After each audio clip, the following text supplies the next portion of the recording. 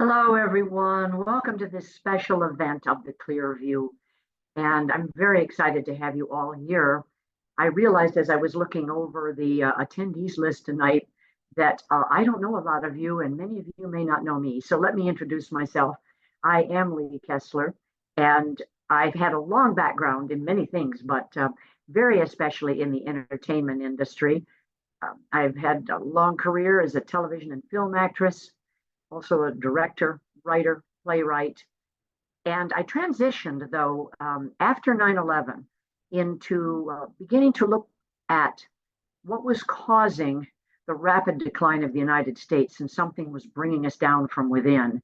And I'm probably most known now for the work that came from that, because that led to the series of suspense novels and political fiction. They're fact based fiction that tell the story of the takedown of America from inside, the who's doing it, how they're doing it, what they're doing it, and very importantly, why they're doing it. The novels are now regarded as prophetic because I wrote them, and then they started to come true. So they're allegorical fiction, and by the time you finish the fourth one, you all realize that you are living in my allegory. So that has been an interesting journey. But that led to the development of the Clearview, which is, you're with me here tonight. It's a subscription website that is webcast, podcast, commentary, and it's designed for common sense people, always has been, but people who are willing to look, I mean, really look, even beyond the tremendous amount of insight you already have in your arenas, to look at things from a different angle, maybe from a different elevation, and a different picture, a clearer picture can emerge. And so it's designed for people who really want to know. Well, in fact, I can say that the mission is to illuminate and bring clarity to the issues that seem confusing and incomprehensible to you. If you find yourself asking, why are they doing this? This site is for you. It is a high level view from the top down of the issues you are struggling to understand and handle. It delivers a true clear view. And I'm very proud of the first year's work that we have done. But when we inaugurated the second year, I promised my subscribers that I would begin to do something special and create a web event that would be not just for my subscribers, but where they could bring their friends, family, colleagues, anybody that they felt would have interest in that. And this is that inaugural event for that. And, you know, we've got guests in from all across the United States tonight, also from other continents. There are people watching in the Mideast, South Africa, perhaps Australia, England.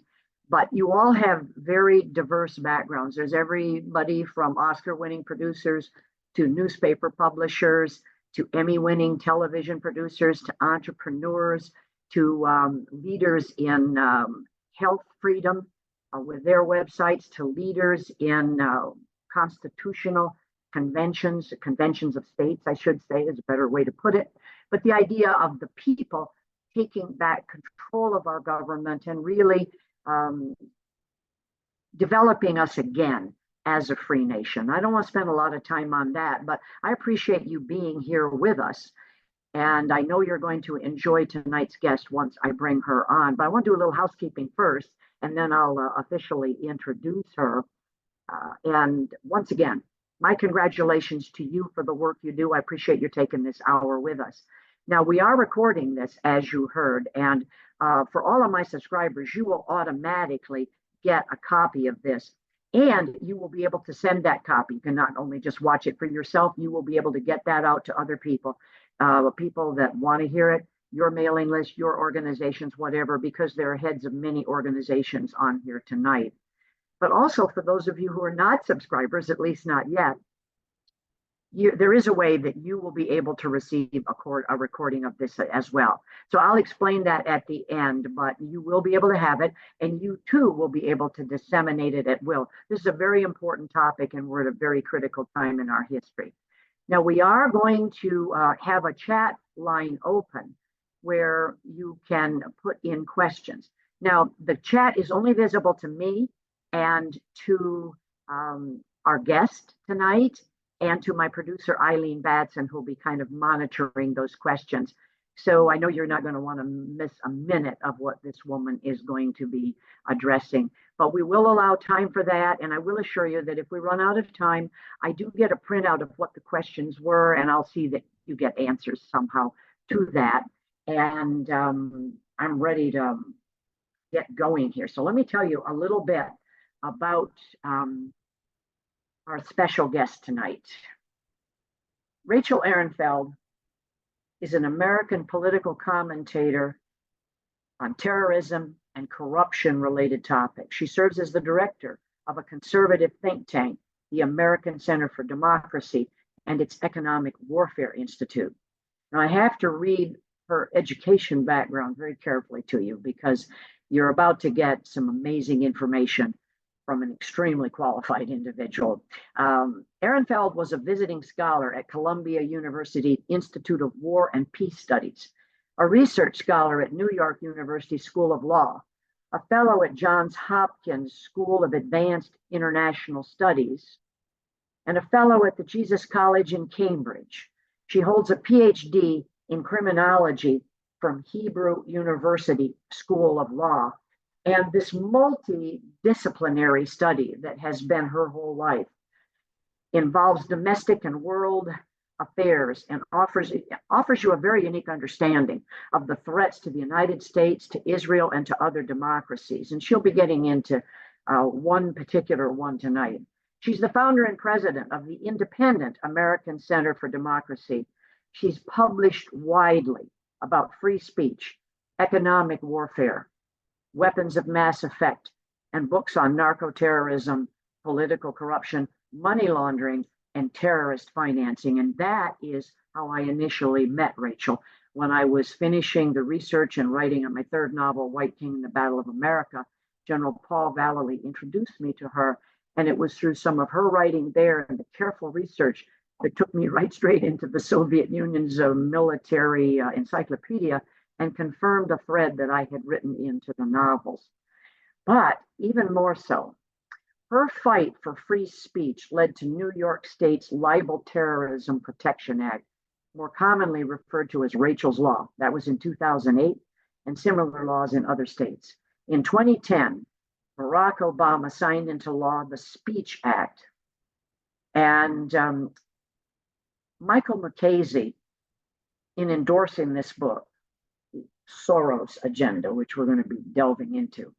He said of her, Rachel Ehrenfeld brings skill and passion to presenting a damning indictment of a dangerous man. Now, personally, I know Rachel. As I said, we met during that time. We're professional colleagues, but I have tremendous respect for her. It's obvious she's a brilliant woman. She's highly sought after, published in so many different categories. But what I personally feel about this woman as I get ready to bring her on is she has impeccable integrity. She'll call it like it is, and she has tremendous courage. You don't tackle these subjects unless you have a lot of courage. So let's welcome to the Clearview for tonight, Rachel Ehrenfeld. Thank you, Rachel, for joining us. You might want to unmute yourself so we can hear you. Thank you for That's right. My audience knows that we're kind of informal here on things. Yeah. And as you can see, as before I get into the first question here, because I want to just roll right into it, I've got your book here and it's dog-eared. I've got questions written. I've got things underlined. I've got notes to myself. I've got sections of the index and your bibliography in there. It's an amazing research book, and we'll be giving out the information on how they can get it. But let's just dive right in. The text is only less than 100 pages. The rest of the 180 pages is references. Yes. Research. It's very well documented and very well vetted. Yes.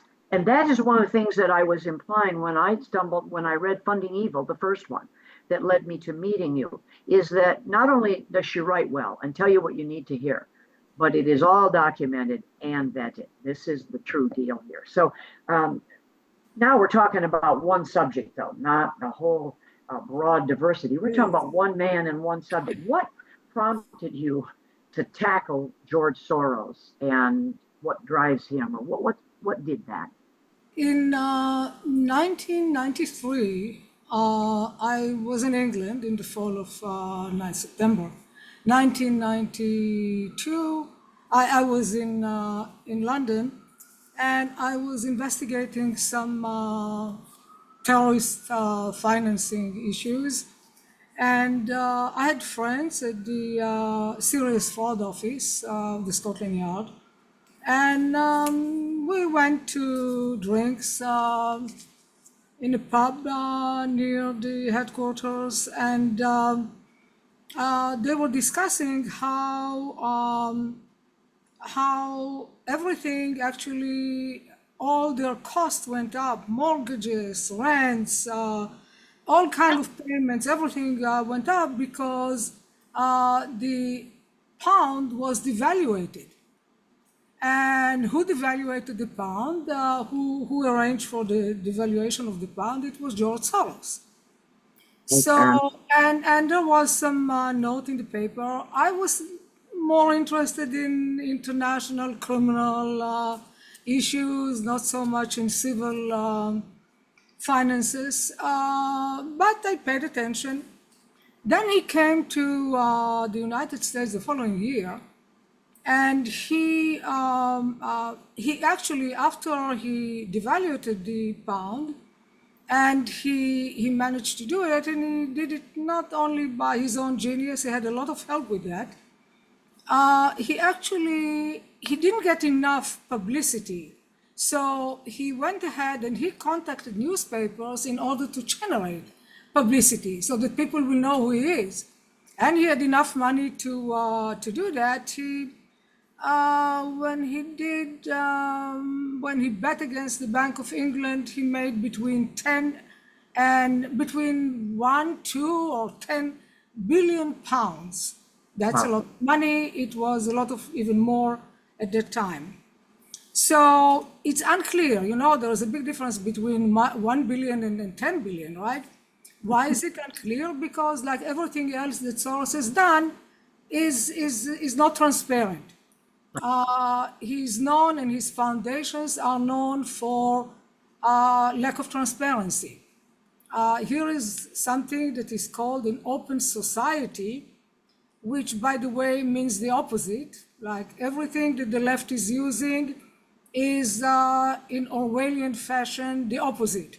So instead of having something for open society, you have actually an organization to close society or to divide society, certainly not to open it. So when he came to the US and he established his foundation, at the time it was called the Open Society Institute in Manhattan, he declared that he is doing it in order to change the United States of America. He wants to change the United States of America. He said, well, many very wealthy people gave a lot of money to, Carnegie gave a lot of money to libraries, other people gave to museums, to hospitals, to whatever. But he wanted to change America. So I thought this was interesting, and why not follow him? And when I started following, and when I looked at the first projects that he decided to fund, I wrote articles in the Wall Street Journal and in other papers. And I said that unchecked or unchallenged, Soros will be able to change the political landscape of the United States. This was in 1995, the beginning of 1996. I didn't have a crystal ball, but I was able to understand where he was going with his agenda. So that's when I started to follow George Soros. Then when the changes in the Soviet Union, the Soviet Union imploded, etc., I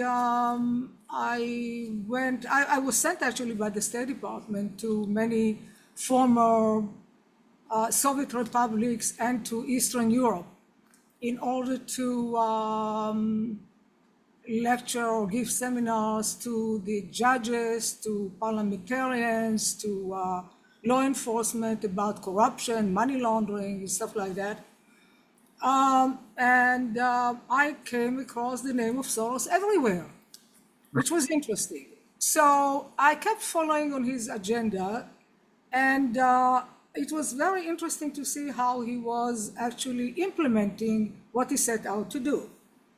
So the first, in general, what he wanted to do is change the criminal system in the United States, the criminal justice system in the United States. Well, if you change that, if you can create chaos because you don't have law and order, then you get what you want, chaos in society, and then you can implement whatever you want and control society. Let me just interject here for a second, because there are many people in the United States, when you were referring to billionaires in the past, whether Carnegie and so on, did a lot of philanthropy. I've had people mention to me that they regard Soros, or they've heard, or they've been told that he's a philanthropist. Yeah, well, he's not. He actually made a statement years ago in the 90s that he does not believe in charity. He does not believe in charity, he said. He's investing his money, okay? And later on, actually like 2 years ago, he said that what he's doing is political philanthropy. Okay, so he kind of made some concession to the fact that everybody is calling him a philanthropist, but he's not. He said that he despised charity. So, okay, so I actually looked into what was he investing in. And his first project was to he started by trying to see how he can change American public's values and not only the law, but values was very important. At the time, he decided that he proposed to legalize all drugs. At the time, this is in the early 90s, the idea of legalizing drugs was unthinkable and unacceptable by the public. But he wanted to see, well, what can he do and how can he do it in order to change this kind of value system and opinions. He went first he didn't go to Congress, he didn't lobby Congress to change the law. He went to, he funded new organizations in California and Arizona to promote drug legalization. There was a pushback about legalizing all drugs in Arizona. So he didn't want to kind of quibble. I mean, this was really not the issue. So he decided, okay, so let's say that we will legalize only medical marijuana. What the heck is medical marijuana? There is no such a thing as medical marijuana, although today now you have many states that legalized it and people are selling it, and I don't know, billions of dollars in revenue, but there are only 4 medications approved by the FDA that have been developed from the marijuana plant, from different elements in the marijuana plant, cannabinoids and others. Only 4 medications that were approved. The rest of it, which is being sold, is all kind of, it's not standard, it can contain garbage, it can contain and often contains other drugs. Right. It's not only being sold legally, but it is being sold illegally. And Soros promised that, Soros declared actually that marijuana is not addictive, which is not true. That once it is legalized, there will be no more crime because the criminal gangs will not be interested in selling it. Well, they actually are selling more than ever before. And so his prophecies or his promises were not fulfilled. He then declared that he's doing it really. He inserted the racial issue by saying that, well, he's doing it for this criminal justice, new criminal justice system that he wants to develop it because it is discriminating against mostly blacks, because most people who were arrested for drug violations, for drug Right. crimes were blacks. So he presented it as really trying to help the blacks. Let me ask you about something. Now, when you said he's not obviously doing what we as citizens would, in fact, there's someone on here is taking something for veterans all the way up and will become a bill. Does he work through nonprofits? How does he get the message out? His his Open Society Foundations, plural, has many is funded has many foundations that are included in these headquarters, whatever major foundations. In Manhattan, that's where the headquarters are. It's actually 2 blocks away from me. I pass it like every day. And it used to be before, very close to me too. I could actually see the building, the windows from my building. But he not only there are different foundations that are included in this one Open Society, but there are many foundations, many organizations that he funds. All of them are not for profit, and all of them are 501c3. So that's how he's operating, and he's not only funding here in this country, but also in other countries. Now, Almost like a legal money laundering, right? well, to name, yeah, he shouldn't be actually, when he's promoting all kinds of political issues through these foundations. And charities, which is 501c3, should not be by law promoting politics. They are not allowed by law. For some reason, Soros has a lot of money and he can do what he wants. So apparently that's what he's doing.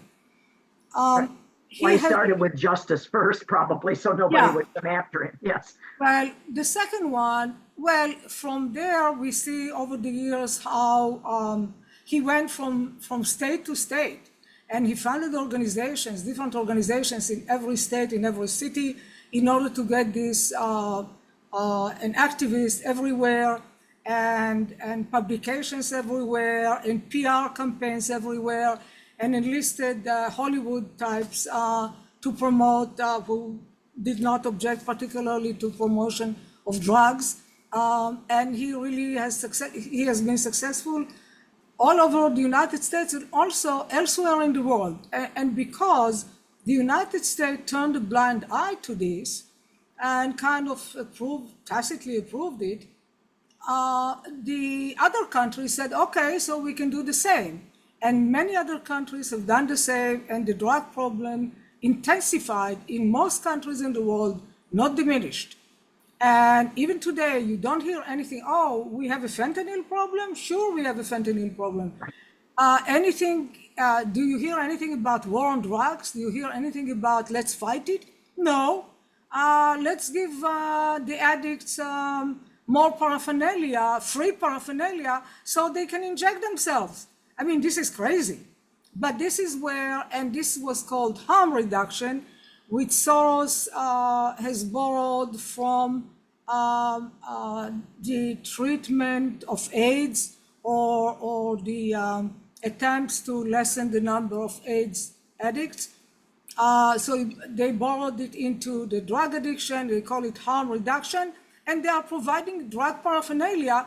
And actually, with the Biden administration, they also provided, early on when they came in, there was a budget item to provide drug paraphernalia to addicts. Exactly. So there are many instances of what kind of political entrepreneurship, if you want, or political actually damages to the public his agenda has been causing. Now, so is that would, I guess, mean that on this open border, this mess that we've got there Yeah. with the illegal immigration, but the border open and the fentanyl and the human trafficking. Is he behind that? Well, that was promoting, supporting illegal migration was the second topic that he Wow. actually started funding, and that was in 1995. He funded all kinds of organizations, many organizations, millions of dollars to promote legal support and other support for illegal migration in this country and outside this country to promote migration to the United States, illegal migration. Mhm. So he didn't like the immigration law that passed during the Clinton administration in 1994. So he decided, well, no, this is not good. He will do better. And he decided to start this campaign, and he has been doing it ever since. However, big time arrived together with Biden. So that's when the border was really opened, and anybody from anywhere is welcomed. I mean, I didn't welcome them. I'm paying for them as you are. Right. Yeah, As your exactly. listeners, probably Americans Yeah. and elsewhere are also. He has done similar things he promoted also illegal migration in Europe, big time. There Mhm. was a big scandal with Angela Merkel, who listened to Soros and allowed more than a million Syrian migrants to Europe, to Yes, Germany. they're struggling with that.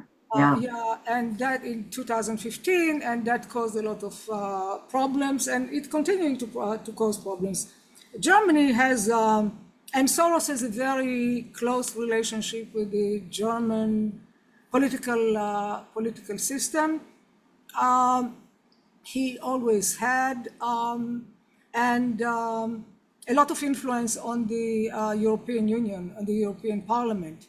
Let me ask you about his personal, maybe thought process or mindset, because what you're describing here, and by the way, every chapter in, you just read the table of contents and you realize, man, these are like tentacles, like a giant spider's web, and the tentacles are reaching everywhere. He's like he's resetting the world based upon his own vision. Do Yeah. you know how he views himself? Does he think of himself as God or a God? What Well, is it? he said, and I'm citing him, that he thought of himself as God. Great. And since he has made it big, and made it really big, became a billionaire, he feels very comfortable with it because now he can actually live his fantasies out. And we are the victims of it, I guess. Right.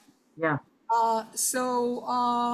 And he doesn't like capitalism. He actually wrote a infamous article in the Atlantic in 1997, the threat of capitalism. He decided capitalism is not good. He doesn't like communism. So he has his own version, which is kind of a combination of neo-Marxism, if you want. Right. And he doesn't like the US Constitution. So he even wrote some amendments that he thinks should be adopted here. Oh, great. And he said that the US Constitution is archaic. What did the founding father knew about anything when it was, more than 200 years ago, 250 years ago? Things have changed in the world, and we know better now. He knows better. That's better. So I would gather then that is he involved in this East and all of the explosions there recently? It would be, yeah, it would be, I think the question should be, what is Soros not involved in or with? Okay. All right. But he's heavily involved in Ukraine, and he's heavily involved with, actually, his foundations have supported directly and indirectly Palestinian terrorist Palestinian designated terrorist organization designated by the United States, directly and indirectly. He has been funding also the BDS movement. BDS is boycott, divestment, and sanctions against Israel, which is very active everywhere. Like you see, the students are demonstrating and are demanding that Columbia University divest from Israel and sanction, and elsewhere in Britain, that Israeli companies should be sanctioned. I guess they should use their Apple phone or Microsoft or any computer or transportation, because Israeli patents are everywhere, okay? But it is, he is against the, he is against the, he doesn't like the Jewish state of Israel. He doesn't think that the Jews should have a state of their own.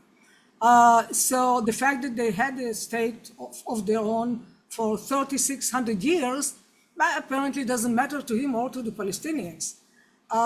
So that's what he is saying, and that's also what his son, Alexander, who is now running the foundation, Soros turned 94 on August 12th. And he's living to see the fruits of his really evil funding in more anti-Semitism, in attacks on Israel, and on more crime in the United States, more division, more racial discrimination, and what he sees a lot is chaos, lack of law and order, helping to elect, funding the election of rogue prosecutors, judges everywhere. And actually, with this election, with this coming election, I would venture to suggest that most Democrats who are running for elected office, one way or another, are getting some money from Soros or through Soros's friends. He has been the big funder of the I think you're spot on with that. We're experiencing that here in Montana, where it's a very crucial Senate seat that's up, and we know that money is coming through his organizations or through activists. So he can sit back and watch and get his kicks and giggles out of the destruction and the chaos that's happening. Kamala is doing the giggling, and his son Alex Soros is very close to Kamala, and both George and Alex Soros had been among the first to congratulate Kamala and say, we are behind you, and they had been giving millions of dollars. So we can pretty much assume that if we have, because the audience here does have a lot of activists in a lot of these arenas and heads of organizations, that if we move to do a reset of our own, so to speak, or put ourselves back on our Constitution or back into the culture, that he will move against that we will automatically come up against him or organizations that will. His organizations and the publications. I mean, he has quite nice shares in the New York Times. He owns many hundreds of radio stations around the country. He owns many websites, many publications, journals, publications online, newspapers, everywhere. Yeah. So that's part of the strategy to control the media. Now, with the Democracy Integrity Project, now in my fourth novel, the villains in that novel, Rachel, are in the real world, the World Economic Forum, and two of the villains are housed at the Democracy Integrity Project. Does he use that tool of the Democracy Integrity Project to get everything out into all these publications that he owns? I mean, he has so many, it is impossible to, with computers you can do, even with AI, you cannot, even with AI, you cannot actually track all the people and organizations may be easier, but all the people who are linked with Soros organizations, Soros's money. it is so widespread. It's such a web that you need to develop a special nose and be familiar with the modus operandi in order to think, well, maybe these people, because their agenda is similar, maybe they are connected to Soros. Let's check it. Okay, so that's how you go and you can find it To sometimes. follow the money. Follow the money. Follow uh, the money. Being supported back to which organizations and then back to him. Yeah. He has also, we shouldn't forget, we are talking about Qatar funding universities here in the United States, Turkey funding, Iran also. But there is also Soros. And Soros has, you shouldn't forget, Soros, it's Open University. 3 years ago now, he declared he had given $1 billion to establish this open university, open source open university. And it has branches throughout the United States, major universities, small colleges, as well as outside the United States, like Hamas University, I don't know, in the Palestinian territories, okay? Yeah. So he is all over the place. And the hub for the activities, of the academic activities, is Bard College in New York State. Bard. Bard College, yeah. Okay, that's the hub for the United States. It's liberal arts college, and Wow. quite famous among the intelligentsia. Yes. And elites. Yes. Yeah. So that's the emanation points, like the center of a spider's web here. You know, it's because For academia. yeah, for academia. Well, my whole series of novels is the insertion of Trojan horses and fifth columns into the United States to take down education, the family unit, religion, justice, and so on.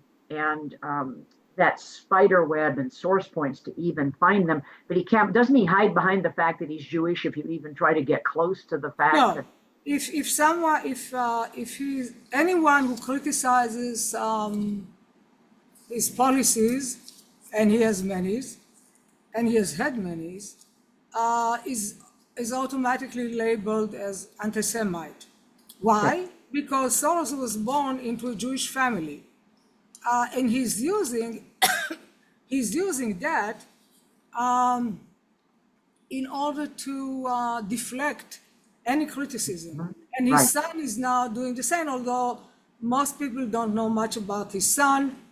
Not many people know about Soros, and less know about his son, who had very big shoes to fill, and he doesn't feel, I think, anything. I mean, well, that would be a break for the rest of the world, wouldn't it? well, The but second no, generation. he has an arm chest of $25 billion at least.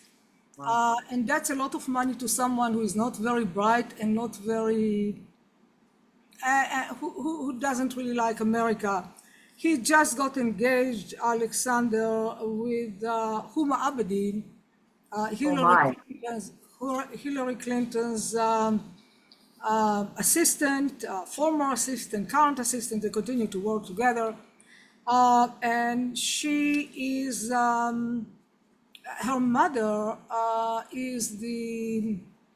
had actually organized, was one of the organizers of the Muslim Sisterhood. The Muslim Brotherhood, there is a Muslim Sisterhood. This is a radical Islamic group, and she is the publisher of their magazine in London, and Huma Abedin has also published there. So what a small world. I mean, this is the cast of characters. Remember, I'm from the entertainment industry, and there's some watching this going, if they know each of these arenas, there's a small cast of characters here, and they're playing in multiple games because you're bringing up names that we remembered for some destructive thing they did, completely unrelated. It's kind of shocking to me to hear that she's engaged him. How connected? This will be marriage made in hell. Oh, yeah, exactly. Yeah, because that goes straight into all of our political dynasties here as well. I want to, before Yeah. we get to some other questions, one, I know it's likely to come up. How connected with the World Economic Forum is he? Is he kind Well, of, he's part of it. I mean, that's what globalization is all about, right? right? So, Because, and the support for woke ideas, and it's also neo-Marxist in a way.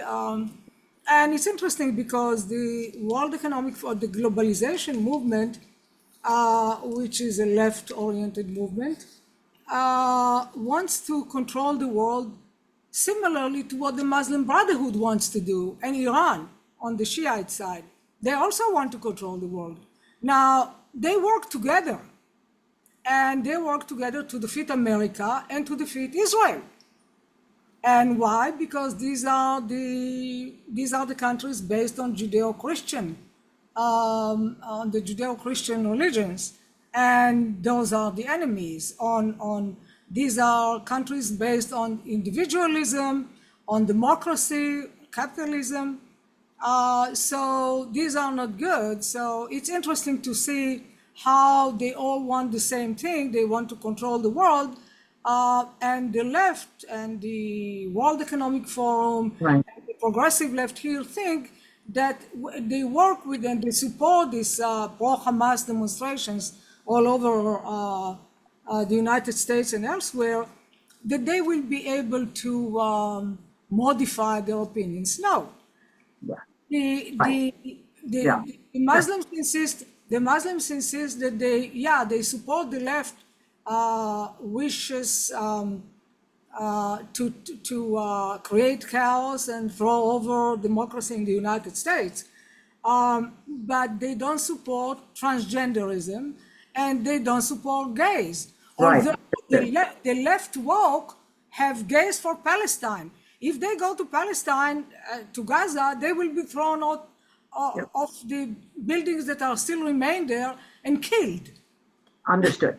Okay, so now we could talk for hours here, but we Yeah. have a limited time. And before I go to the questions from the others, what you're describing there, it's almost like this is a setup, whether they want it or not, because evil does cave itself in. Eventually, there can be a battle of titans on the evil side that will come out with what you're describing, where certain points of view will not be changed.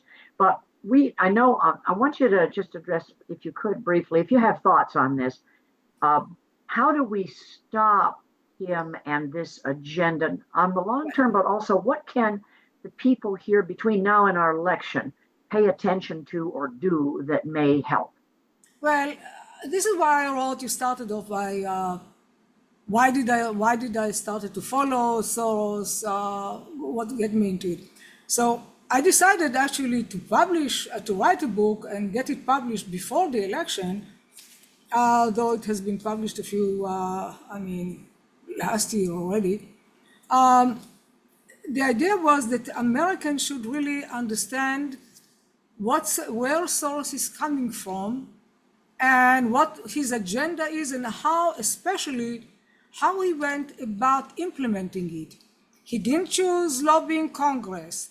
He chose his own ways in order to get his agenda, to really divide and create chaos in the country. And so I wrote about the strategies and tactics that he has been using. And if people read the book, they can better understand and Oh, identify those means, and therefore try to counter them. That's why I've written the book, and this is why I described. It's not a biography. I never wanted to write a biography. no, It's really describing. It's not only about the United States only, but it's mainly about it. And there are names. I don't have exhaustive lists of people and institutions that are connected with him. As I said, it's impossible to actually identify everyone.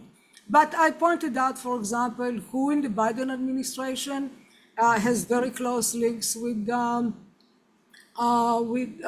and will be with Kamala. God forbid if she is elected, will be is connected with Soros, and how this is affecting really not only our domestic politics but also international politics, and how Soros had weakened, managed to achieve his goal of weakening the superpower America. He wrote about it, he spoke about it, and he achieved it. America Right. under Biden is no longer the strongest power in the world, and Exactly. others do not fear it anymore, and there is a lot of chaos in the country. Well, that's part of why I wanted to bring you on right now and do this special event for people. One, when she's describing the book, and it is definitely, she tells a story in there. Now, it is very well researched, as you said, very well vetted, very well documented, and other sources are in there. But if you will read the book, you will have a much greater in-depth understanding, not just of the man, because it's not a biography, it's the arenas he's working in and where to look and how to find the people who may be connected to him that are going to do his work if they remain in power or get into power. And also to get out this particular video so people can realize, I've heard of Soros. I know of Soros. I know you tell me he's a bad guy, but some of this tonight should frankly frighten you a bit unless you've been following along. I had paralleled along on a lot of this simply because of what I was writing about, Rachel. But this is a story, quickly before we go to the questions, that you don't know. My late husband took his MBA from University of Chicago. But I remember when we first got married, and this is, remember you were talking about 92 and 94, you would hear something about Soros, and then the name would come up again and you would collide. And I remember Jeff telling me that there's this guy Soros, and he gets his kicks out of destroying countries. I think he must have been tracking, because he had a minor finance as well in the Bank of England. He was speculating on the currencies of many countries. Absolutely. And Jeff said, that is a guy who is pure evil, and we better keep our eye on him, because he had said at that time the crown jewel would be the United States, the transformation of the United States. And I think you're quite correct that at this point we have lost our power. So we must change the people in power, not that they're the be all and end all. I have to believe that an informed public is the greatest thing. Now, we have a couple of questions here. Somebody who bought it already listening tonight. And let me just see if I can scroll down here. I think one of them was asking, is this the real puppet master? Well, he's not sitting at the White House. He certainly has, but he has people who worked for many years with him who are sitting across the White House. His son, Alex, has visited the White House, and also Kamala separately many times. According to the visitors book, and more in social settings and in meetings that we don't have any record of. But we know that they are close. There are many pictures that he posted on his Instagram and Facebook, so we know about that. So the direction came from Soros, and there are many people who worked with him for many years, like Anthony Blinken. This isn't just overnight thing here. That's right. Yeah, who has been implementing his policies. So people who are in charge of regulations in the government in all kinds of positions, people in treasury, Homeland Security, you name it, everywhere in government. And many of them are beneficiaries of Soros as well, receive grants. There are many in Congress from the Democrat Party who have received grants and all kinds of other benefits from Soros. So it's kind of, if I will be going to vote on this election, I wouldn't vote for any Democrat running for any office, period. Right, I understand, This and is not, perfectly this is welcome not, to say that. And this is not because I think that Trump is the solution for everything, or the Republicans, but if the Republicans will not be able to take over the House and the Senate Right. and the presidency, bye bye America, Yeah, we the bye bye people. the rest of the world. Yeah, we the people would have no channels with which to work and through which to work to restore things here. Another question here: does he get agreement from these people by paying money, or is there blackmail involved? Why blackmail? American politicians don't cost so much money, okay? Look, there was a trial just now of a senator, a New Jersey senator, Right. who, I don't know, received what, $500,000, a Mercedes, a few gold bars from Turkey. And he actually not only worked for Turkey, but worked against the United States and gave information to Turkey. I mean, the Chinese are not paying too much for the politicians. Well, okay, so they paid what? They paid Hunter Biden a few $1,000,000. That's nothing. American politicians don't cost so much. Right. So But, it's but they really, blackmail easily, right? no, it's not for the Chinese, maybe, but the greediness of the American politicians apparently is such that, and they came prepared because if you look at our universities, if you look at our schools, they have been, the Department of Education should be canceled. I mean, Yes, I agree.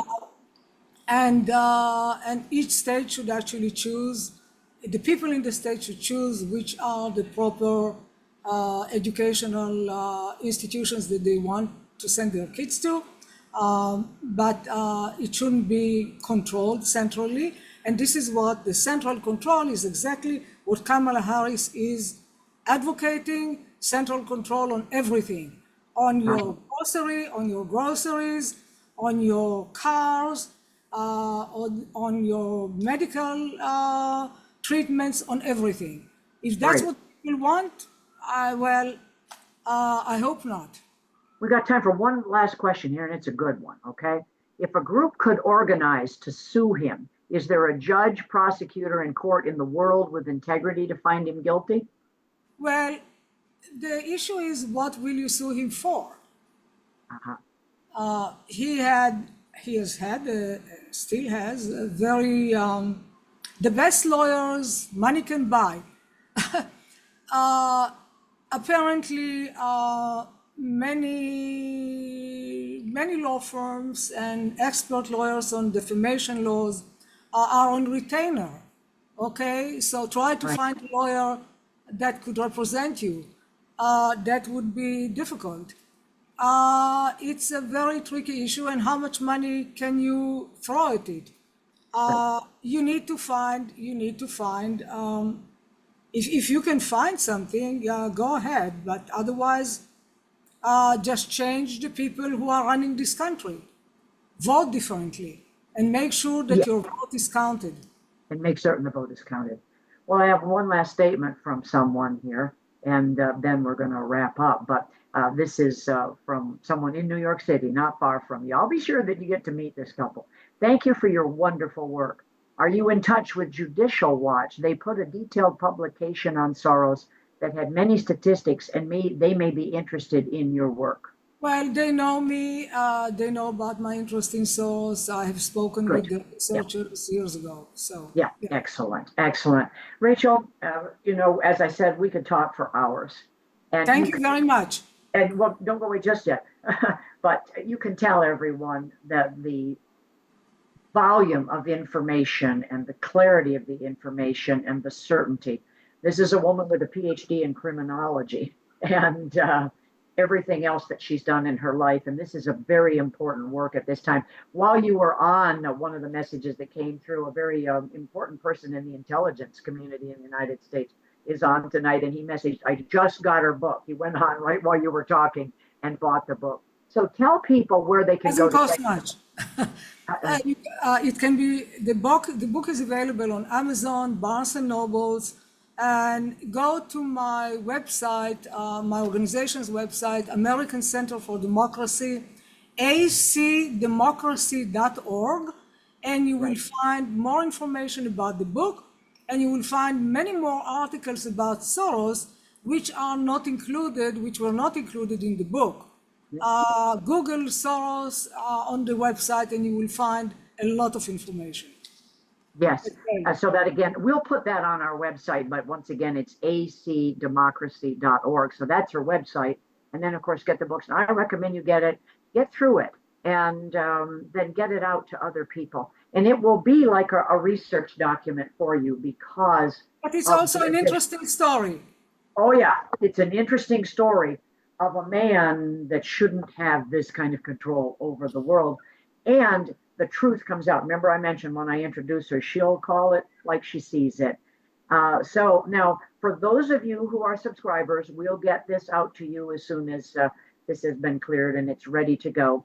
For the non-subscribers, if you want it, just email me through the link that you got, through the email that you got the link from for tonight, because this was an invitation only thing. Just email me that you want it, and I will tell you how to go about getting it. I am going to ask that you contribute $5 for the work to get all that handled for the folks. But I'll let you know when you email me how to do that. Don't worry about that. Everybody else, you will automatically get that. But very importantly, Rachel's work, I mean, with Rachel's Law, there isn't a thing that she's touched in her life that hasn't had the passion behind it. Casey was exactly right the way he described you. The passion, the commitment, the dedication. So I hope this has been very helpful. I appreciate you taking this time with us. And I just would like to add that the text again is less than 100 pages. The research, the references, very detailed references about links with the organizations that promote illegal migration, with organizations that have been designated as terrorists, with different problems in the world, whatever. Everything that I described in the book is heavily and very thoroughly documented, and there are more than 180 pages of documentation. Yeah, exactly. And that's the resource aspect of it. Yeah. And that's how, when I was reading Funding Evil, the book was fascinating to me. She was describing and it ferreted out everyone who was funding terrorism. But it was when I went to one of the footnotes and went into the back to one of her other sources that I found something. So this will be very rich material, but it is also, you can read through it fairly quickly. You'll want to pay attention, but each of you in your own arenas, because this is a very diverse audience as well, and they are opinion leaders in their fields, and or very dedicated, committed Americans that want to see this country survive and Israel survive as well. So you'll find the sections in it that mean the most to you, but just turning on the light bulb of realizing the breadth of his penetration. It starts with that. What we can't see or don't know about Rachel, we can't fix.